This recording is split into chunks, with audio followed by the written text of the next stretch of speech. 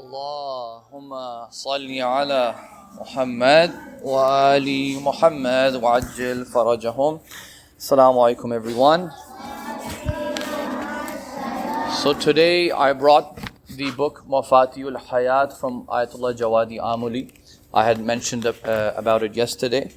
And as I said, this book, as you can see, it's a very long book. And it has all the different narrations and reports from the Holy Prophet sallallahu alaihi wasallam and also the 12 Imams, all of the Imams alayhimus salam, about how to live your life in this world. And I said that this book is a completion or an extension of the other book, which is called Mafatihul Jinan.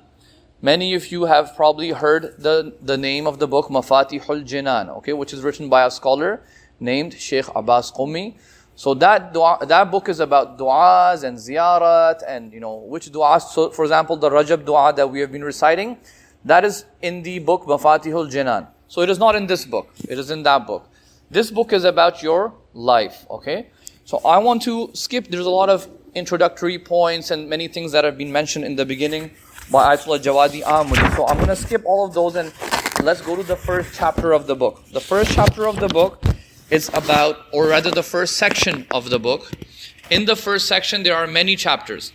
The first section of the book is about your behavior with your own self.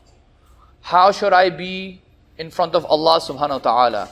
How should I live and how should I behave? What is the purpose of my life? So Ayatollah Javadi over here, he says that in the Quran there are two ayat that say وَمَا خَلَقْتُ الْجِنَّ وَالْإِنسَ إِلَّا لِيَعْبُدُونَ, and another ayah that says وَأَنْشَأَكُم مِّنَ الْأَرْضِ وَاسْتَعْمَرَكُمْ فِيهَا, that Allah has created you for two things. One is to worship Him. So you worship Him sincerely.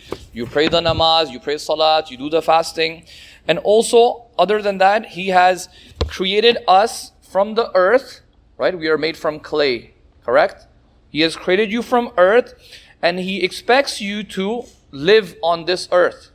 He expects you to live and He expects you to build and basically revive this earth and live on it. So basically you have to learn how to live on this earth as well. So it's a big responsibility. So the first chapter that he starts off with, and I want you to pay attention. Look, he can start off the book with any chapter he could have, but he starts off with the most important chapter in this book if you want to live your life as a Muslim, and that chapter is the importance of thinking, the importance of contemplation, the importance of reflection.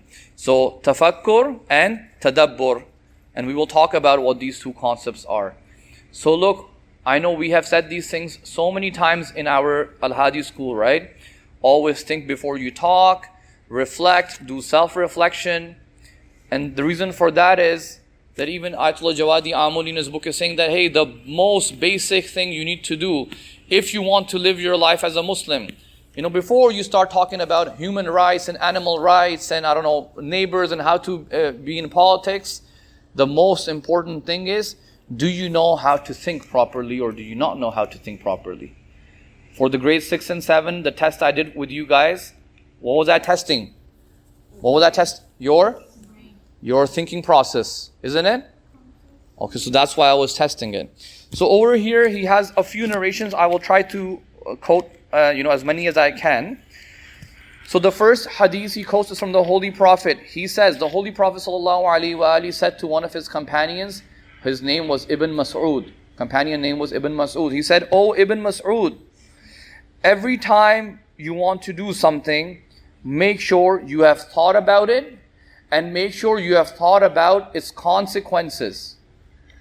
Make sure you know that whatever you're about to do, what is going to be the end result of it.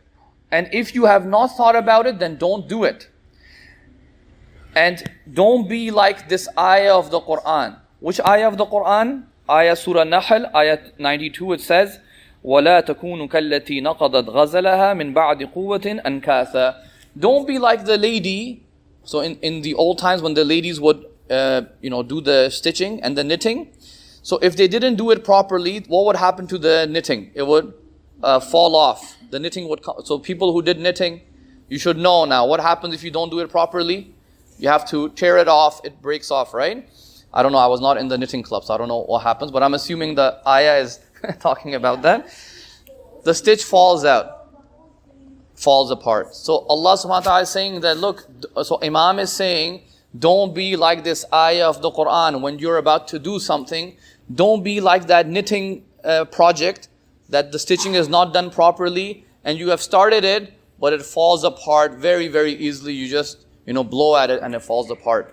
So think about what you are doing and think about the consequences. Second hadith from the Holy Prophet, he says, 2 rak'at namaz, 2 rak'at of salat, which are very easy to do, right? 2 rak'at is very easy to do.